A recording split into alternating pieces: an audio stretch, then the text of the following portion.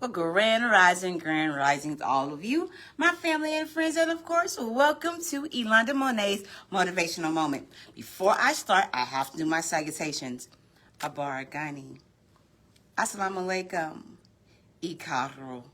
Now that I've done my salutations, let's get into the meat of the message for today. Now, as you know that we're talking about choosing self and how choosing self is not being selfish. It's understanding who you are, what you bring to the table, how you move about the cabin or the business, and how you are able to do things that you need to do in order to get things done. And then we talked about prioritizing self-care. We talked about self-boundaries. We talked about using your voice to advocate for yourself. We talked about trusting your intuition. Now, today we're going to talk about forgiving yourself and practicing self-compassion. What does that entail? How does that go along with the way that we move about in our everyday lives? Now, it is important to acknowledge your mistakes. Be kind to yourself and learn from them rather than dwelling on them. Understand I am not perfect. I am not perfect. I'm far from being perfect, because if I were perfect, I'd be dead because I couldn't do anything else.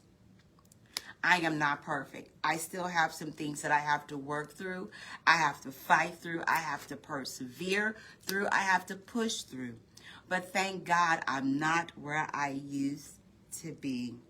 Back in the day, we didn't have to talk about anything. If I felt a certain way about you, then I'm going to address you with these. And that's just the way I handle things because of my environment. Now, in the beginning, I was in a Catholic school, so we were always taught to talk through our problems. After my mom took me out of Catholic school and into public school, I had to learn a different set of rules. I couldn't go and talk through my problems. I had to be able to defend not only myself, but my little sister. And I took it very seriously, okay? So when you understand who you are as a person and you understand how things work and what makes you tick, then you will be able to understand what you can and cannot take, what you can and cannot be a part of, what you can and cannot allow. Now, there are some things that I will allow in my life, and then there are some things that I will definitely not allow. And I'm pretty sure those of you out there know there are some things in your life that you're just not going to tolerate. There's some things in your life that is just not compatible, or it just does not go along with where you are in your life right now. So you're going to have to, there's some things that you just can't tolerate. And understanding that and knowing that about yourself is very, very important. Because in order for you to teach someone else how to love you, you have to know how to love yourself. And in loving yourself means that you cannot let everybody into your space that is not worthy of your testimony. It just does not work that way. It does not go that way. And it's amazing how some people think that because they are your family, that they can do and say anything and you're going to be okay with it. No. Family, friendship, kinship, any kind of ship, relationship, if I am not celebrated, I'm not going anywhere or not doing anything where I'm tolerated. It just won't happen. That's just not how. And you yourself, you should not let anything come into your area, into your realm, and mess up your whole day, mess up your whole life, mess up that whole moment. Every moment you have is a present that God gives you on this earth. Use it to the best of your abilities. I don't care what Jenny Jane, Tilly Sue, I don't care what they do. The only thing that I care about is where I have to go, what I have to do, and what I need to do for my family to become what they need to become. I have 5 grandkids. I have 2 children, 5 grandkids. And what's funny is because I always wanted 5 kids. I didn't have 5, but my boys gave me 5. And I love each and every last one of my grandchildren. DeKayla, Jay Jr., Journey, oh my goodness, Aria Jade, and my two little ones, my two babies, Jakari and Josiah. I love my grandbabies. I love them. They are an extension of me. They have my mama's DNA. They have my DNA. They have my son's DNA. So I love my grandchildren. And if I don't know how to forgive myself and having some compassion for myself, then I can't give them what they need in order to be the best people that they could be. Now, each one of my grandchildren has their own identity.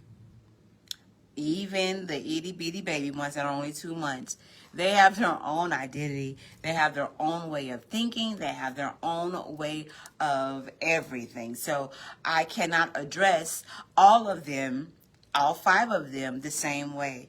Each one of them has their own quirks or quirks. They have their own things, and I have to make sure that I am meeting all of them at their needs. Now, forgiving yourself and practicing self-compassion. Forgiving yourself is a crucial process in releasing negative emotions and moving forward after making mistakes or experiencing hardships. It involves understanding your emotions, taking responsibility, showing yourself compassion, and learning from the experience. Forgiveness allows you to break free from the cycle of guilt and shame, fostering healing and personal growth. How many times in our lives do we beat ourselves up because of a decision that we made in the spur of the moment? We made a decision based on our emotions. We made a decision based on someone else's preconceived ideal of how we should conduct our lives. We've all done it. We've all fallen prey of not forgiving ourselves. I know an incident when my sister was killed. I held on to this thing that if I were there, because I've always been my sister's protector. I have always protected her. I've always did her fighting. I did her bidding. So that at the time that she was killed, I felt that if I had only been there. And my mom turned to me and she said, no, if you would have been there, I would have had 2 dead children instead of 1. And that did not resonate with me until years later. Because as a protector, what do? You protect the fold. You protect the people that you have close to you. You protect the people that you love. And so at that moment, I didn't forgive myself because I felt that if I had been there, I would have made a difference. And my mom said it best, that I would have had 2 dead children instead of 1. And like I said before, it did not resonate with me until later in life. So for that, Mom, thank you. I didn't listen when you first told me, but things for me come a little bit later. I hear them and I take them to heart, but I don't always use them. That's not my pedigree. That's not the thing that I do. So I will take in what people tell me. I will ingest it, and then I will use it as I see fit or use it when I need it. Now, here's some more detailed breakdowns of how to forgive yourself. Number 1, acknowledge and understanding your emotions. Allow yourself to feel the full range of emotions associated with a mistake or hardship. Don't suppress or judge these feelings, but rather accept them as a part of your experience. Don't beat yourself up because you made the wrong decision. Everybody makes a bad decision once or twice in their lives. The thing is that you learn a lesson from that particular decision. Number 2, take responsibility. Take responsibility for whatever is going on or whatever you have done. Own up to your actions and your consequences without making excuses or blaming others. This involves acknowledging the impact of your actions on yourself and others. I acknowledge that my mouth can be dangerous at times. I acknowledge that my filter can be removed when I am angry. I acknowledge that a whole nother personality and or person will show up when I am angry. When I have made a decision, or when I have come to a decision that I feel, and that's everything to do with you, but when I feel that I have been disrespected, misused, choosed, and all those things above, then I come out swinging. So if you get hit, sorry but no sorry. Sorry but not sorry. Because evidently, you were in the line of fire that needed to be hit. So I am not going to apologize for being who I am. I am not, but I will take responsibility that sometimes I should not say the things that I say. And I'm going to say, I should not say them. Or maybe I should not say them the way I said them. I mean what I say. And so I have to take responsibility that at times I say things that are offensive to others. I take that responsibility. And I know that about myself. That's why language matters. And it is very important. When you speak something, you can never take that back. Grand Rising, Latanya, hey, can you? You cannot take that back. Once it is out there in the open, once it's out there land, that's something that you cannot take back. So watch how you talk to your children. Watch how you talk to your friends and families, because once you say something, it's out there. It's out there. You can't take it back. You can't remove it. It is out there. So then we have to deal with the repercussions and ramifications of what's just been said. Number 2, practice self-compassion. Treat yourself with the same kindness and understanding you offer a friend who made a similar mistake. This involves recognizing that you are human and prone to error. I know I am not perfect. I got some hang-ups. I got some issues. I got some things that I'm dealing with on the daily basis. And if you trigger those things within me that make me angry, then you will get that. And I don't apologize for that, because you triggered it. You wanted to see a yo-yo come out. You wanted for me to become angry. You wanted to see that side of me. So I obliged you with it. Pow. But I do understand that's a part of my life that should not always come out. And everybody is not worthy of my lips. Everybody is not worthy of my words. Some people, you just look at them crazy. I have a cousin that every time we get together, she always has to be the center of attention. She always has to be the one that has the biggest issues, the most problems, everything. And so this one time when we got together, I just looked at her like, what now? I didn't say anything, but my nonverbals were very clear. Your actions are not wanted nor desired in this particular platform. And I'm not apologizing for it at all, because that's the way I felt at that moment. Number 4, make amends. If possible, make amends for any harm caused by your actions.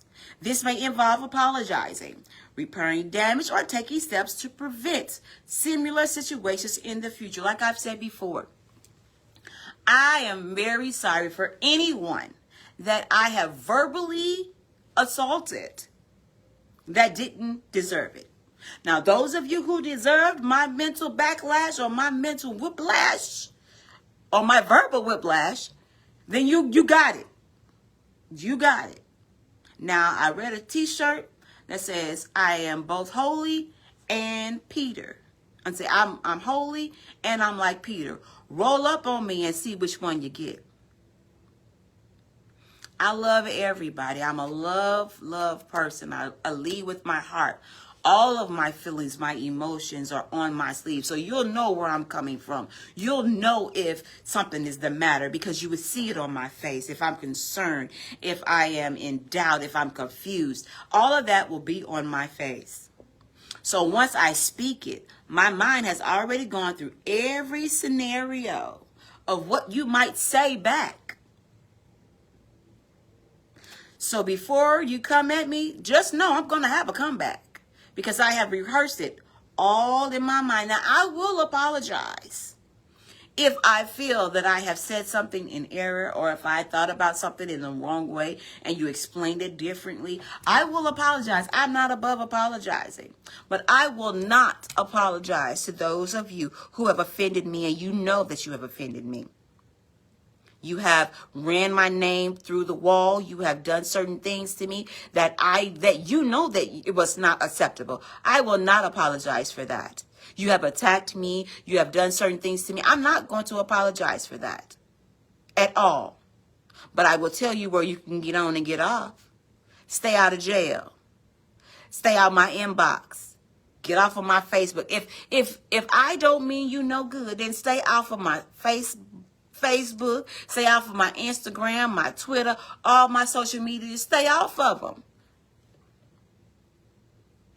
You talk about me, but yet and still you're on all my social medias. You're on all of them. You go to my YouTube page. You're on all of them. But yet and still you can't stand the person that I am. Why? Because of your shortcomings and your short doings. I had nothing to do with that. So I am probably not the person to try to start something with, because I don't start it, I will end it though. You might not like the way it comes out. So, yes, we call them type of people Libras. You know that's right, Ty. You know that's right, LaTanya, baby, because we don't play. We say how we feel and we stand on it no matter what. We don't care if the judge comes in. If we feel a certain way, we're going to let the judge know. It was really funny. My manager put in my sleeve that when Elonda feels passionate, and she did use the word passionate, about something, whether it's in season or out of season, she will stick to whatever she feels. And I do. If I disagree with something, then I will let that person know, hey, look, I disagree with this, and these are the reasons why. Now, don't expect for me to follow suit, because I don't follow just to be followed. I'm not a cow. I don't follow the leader. As a matter of fact, I have been known to pave my own way. I don't believe, if you don't let me at your table, fine, I will build my own table, sit down. And honey, I will invite you to my table. That's how I do things, because I know my power. I know what I bring to the table. I know my passion. And if you're not ready for that, then boo-boo, keep going. Turn the other cheek. Look the other way. I know that I am not everybody's cup of tea. I know that. And nor do I want to be. So sip slowly. Then learn from the experience. Identify the lessons you can take away from the situation and how you can grow from them. It involves reflecting on the factors that contributed to the mistake and making a commitment to make better choices in the future. I understand that I chose the wrong man. I know I chose the wrong man. I know I did. Now, what I need to do is find out what it was in him that I saw that I needed, that I saw that was so important that I would choose that kind of person. See, it's the basis is of what you do. You have chosen that thing. You have chosen that area. You have chosen it. So the common denominator to every relationship, the common denominator to every situation is you. So what did you see in that person? Why did you choose that person? What made you drawn to that person? It's all in you. And in learning to forgive that part of you and heal that part of you will be the only way for you to become whole and complete within yourself. Then you got to release the burdens of guilt and shame. Forgive yourself for past mistakes and moving forward and renewing a sense of hope and purpose. This involves letting go of the negative emotions associated with the experience and focus on the future, which I have found sometimes to be a hard thing. I know when I was younger, I loved my dad. My dad was my superhero. He was my Batman. He was my kryptonite. So when my dad and my mom broke up, my dad left. And I felt that my dad left me, because even though he left the marriage, or they decided to split, I felt that my dad didn't love me anymore. That I was the reason because of them splitting up. And later in life that I learned I had nothing to do with it. But I took ownership of a burden that I didn't, it was not mine. It was not mine. And it wasn't until I went to a singles conference in Atlanta many years ago. And we had to bury things in our lives that caused us to make certain decisions. And one of the things that really stood out to me was my dad promised me a blue banana bike. He promised me a bike. And he made this promise to me for a long time. He was going to buy me this bike. And because my dad used to drive trucks, so he would come in town sometimes, and he would actually come and see me and my sister. And he always promised me this banana boat. I knew I was going to get the banana bike. And it never came. And all I wanted from my dad was this banana bike. And I did not know how that banana bike dictated my life. Because I would choose people, I was in relationships that were not emotionally available to me, because my dad was not emotionally available to me. And that resembled that banana bike. So at that point, I had to bury that particular want, need, and desire in my life in order for me to move from that position in my life. So when I buried that banana bike, I buried all the expectations that I had from my dad. I buried all of the things that he said he was going to do that he never did. I buried all of that with that banana bike. So sometimes we have to bury all of those things that we associate with that have made us come unhinged. That have made us not be the people that we need to be. We have to bury those emotions. Why? Because it's not going to help us to become the people that we need to become. And focus on the present, the future, the right now. It is very important that you focus on what you have in front of you. What it is in your life that makes you you. What it is in your life that makes you who you are. That makes you Kenya. That makes you Latanya. What is it in your life that makes you who you are? For me, I know who I am. And nobody, no thing, no man, no person, no woman is going to stop me or change my idea of who I am. I am powerful. I am unique. I am wanted. I am desired. I am the top of every mountain. I am above and not beneath.